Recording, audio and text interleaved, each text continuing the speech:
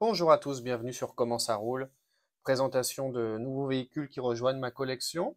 Commençons tout de suite avec ce très joli F100 de 1956, version dépanneuse, euh, avec sa boîte, parce que série Busted Knuckle, c'est pourquoi vous avez la boîte. J'en ai déjà présenté, je vous en présenterai une autre. Je vous ai présenté, il me semble, la Cadillac, et je dois ben non, je pense que j'en ai pas. Je pense que c'est les deux que j'ai, le Ford et la Cadillac. Donc, concernant le véhicule, une jolie couleur rouge foncé, marron clair, à vous de voir. Vous avez le logo Busted Knuckle sur la porte, ici. On va faire un petit focus, voilà. Très joli, voilà. Ensuite, vous avez les jantes blanches avec le centre de roue de la couleur carrosserie. On a le joli appareil de dépannage avec le câble couleur marron, ce qui diffère un peu du noir de la structure. Et on a le crochet d'attelage couleur argent. Un joli pare-choc peint de couleur blanc et toujours pas de phare sur cette série de Ford des années 50, à l'arrière en tout cas. Calandre peinte en blanche, pare-choc peint en blanc à l'avant. On a le logo sur le capot. Concernant la boîte, le joli logo de Busted Knuckle. Cette fois-ci, je pense que le véhicule rentre dans sa boîte. Si vous avez regardé mes autres vidéos, vous verrez à quoi je fais référence. Petite Cadillac. Et puis là, vous avez l'histoire de Busted Knuckle Garage, ici en anglais, avec le logo, les logos, regardez, c'est drôle ça. Ça, ce sont les frais de main-d'œuvre à l'heure. Regardez, on va les traduire. Euh, une demi-heure, 1 heure, 30 dollars de l'heure. Si vous regardez, c'est 45. Et si vous aidez, c'est 60. Ça, c'est pas mal, ça. Véhicule sorti en 2019. Très joli.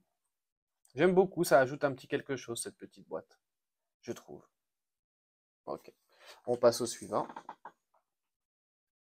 On a un joli van Dodge B100 de 76, couleur STP.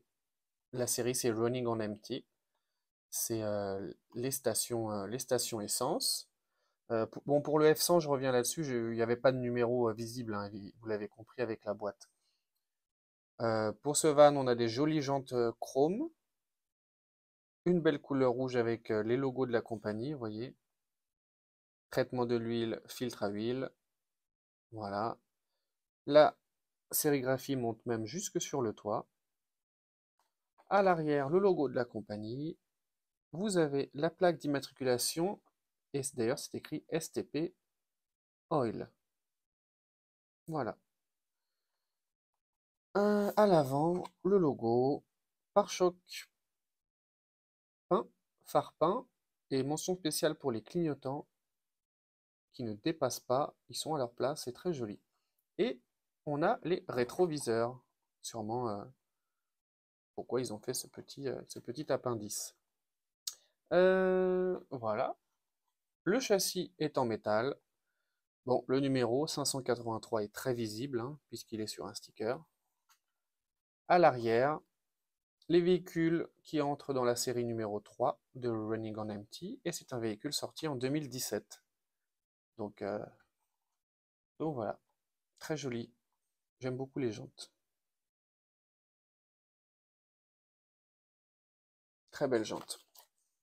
On passe au suivant, Smokey and the Bandit 2. Donc en français, Cours après moi, shérif, avec Burt Reynolds. Le deux, je suis désolé, je ne l'ai pas vu. Ouais, j'ai vu que le premier. Donc je ne sais pas à quoi correspond ce tag sur cette jolie Pontiac Le Mans 77. Bonne chance, Junior et Carrie. Je ne sais pas qui c'est. Donc je suis désolé. Concernant la voiture, une belle Pontiac Le Mans 4 portes de 77 avec une jolie couleur bleu ciel, un intérieur crème. On a de jolis pneus à flanc blanc. On a de jolis enjoliveurs. Ils ont même poussé jusqu'à faire le logo Pontiac dans la partie rouge au centre. Superbe. À l'avant, on a des feux translucides. Et ben c'est super bien fait. J'ai rien à dire. Pour une fois que des feux translucides sont bien faits. Ouais, super. Le pare-choc chromé avec ses parties noires. On a ses, ces protections aussi, vous saviez, dans les années 70, comment ça s'appelait en français, ils avaient mis des petits absorbeurs de choc pour les chocs jusqu'à 5 ou 8 km/h. Vous les voyez là de part et d'autre. Il y en a aussi à l'arrière, les petits, euh, petits poteaux noirs là, euh, de part et d'autre. On a des phares peints à l'arrière par contre. C'est pas grave, c'est joli. On a le pare-choc chromé, la plaque d'immatriculation. Bah, elle est vraiment bien réussie cette Pontiac, c'est très joli. C'est très très très joli. Évidemment, hein, le titre du film. Concernant le dessous, châssis métal, et on a le numéro 5001. Donc sacré tirage cette voiture. 5001. À l'arrière, vous avez le synopsis du film numéro 2. Et puis voilà, véhicule sorti en 2019. Je vous conseille vraiment le film numéro 1 en tout cas, puisque c'est celui que j'ai vu, pour les amateurs de course-poursuite, de vieilles voitures. Et, et puis voilà. Ok, on passe à la prochaine. On retombe sur une jolie Plymouth Savoie de 57 pour les courses de Pikes Peak, les courses de côte, avec le sponsor Gran Turismo. Donc concernant la voiture, j'adore. Voilà. Donc on a les inscriptions sur le côté, hein. Donc on a la course centenaire écrit en rouge, le numéro de la voiture 62. On a les sponsors, on a même en sponsor champion, hein, la marque de bougies. Les dates de course, 29 juin jusqu'au 7 septembre. J'imagine que ce sont les prénoms des coureurs sur l'aile avant. Voilà. Évidemment, Chrysler et Plymouth, les marques des voitures. Devant, on a des jolis pare-chocs peints. Oh là là, des phares peints, pardon. Le pare-choc chromé ouais. Bon, je suis un peu... Non, non, il est bien le pare-choc. Allez, bon, allez, je vais le dire. Il penche un peu en avant, mais rien de bien méchant. N'exagérons pas. À l'arrière, des jolis phares peints, rouge et blanc, et un joli pare-choc chromé qui lui est bien droit. Vraiment beau, des belles jantes noires. Elle est superbe cette voiture. Et sur le capot, j'ai oublié de vous montrer, ils ont fait des petites taches. Alors je sais pas, est-ce que c'est censé être du sang ou je sais pas. Je sais pas ce qu'ils ont voulu représenter, mais c'est joli. Et concernant le dessous, j'ai oublié d'en parler. Hop, châssis métal. J'ai envie de dire évidemment, mais vous verrez qu'après, il y a certaines Greenline qui n'ont pas de châssis métal. Le châssis est rifté et on a le numéro 170 pour celle-ci. Très joli. On passe à la prochaine.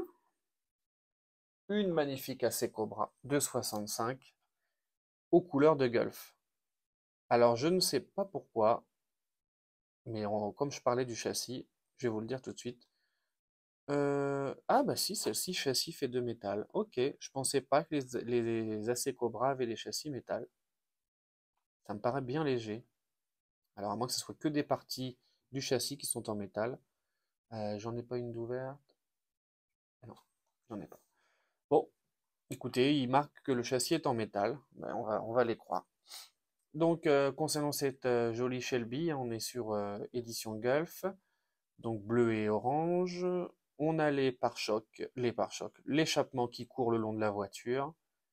On a les jolies jantes qui sont bien représentées avec le triangle de serrage au centre, bien représenté aussi. À l'arrière, Le pare-choc avec ses doubles lignes, double tube, bien représenté. L'effet aussi. Plaque d'immatriculation Gulf. On a la protection en cas de retournement, j'imagine que c'est ça, derrière la tête du conducteur. Très bien. On a même le droit d'ailleurs sur l'aile arrière droite au bouchon de réservoir. Sur l'avant, les phares sont peints. On a le joli pare-choc chromé, la bouche d'aspiration d'air en dessous. Très bien. Et évidemment, le logo Gulf sur l'aile. Très joli. Intérieur noir. Bah, le châssis, je viens d'en parler. J'ai pas l'impression qu'il soit en métal, mais s'il le marque, on va les croire. Le numéro, je l'ai noté, numéro 58. Donc, très petit numéro pour cette Cobra. Encore une fois, la liste des véhicules, si vous voulez compléter la série numéro 1 de Gulf. Et c'est un véhicule de cette année, de 2023. Et on termine avec un véhicule récent, mais c'est pas grave, puisque roue verte et châssis vert. Donc un joli Dodge Ram 2500, voilà, de 2020, de la caserne de pompiers de la ville de Bullhead City en Arizona. Donc véhicule plutôt classique, hein, tout blanc, avec le logo de Toro ici, qui part sur un strip bleu jusqu'au bout du véhicule. On a une jolie rampe complètement transparente.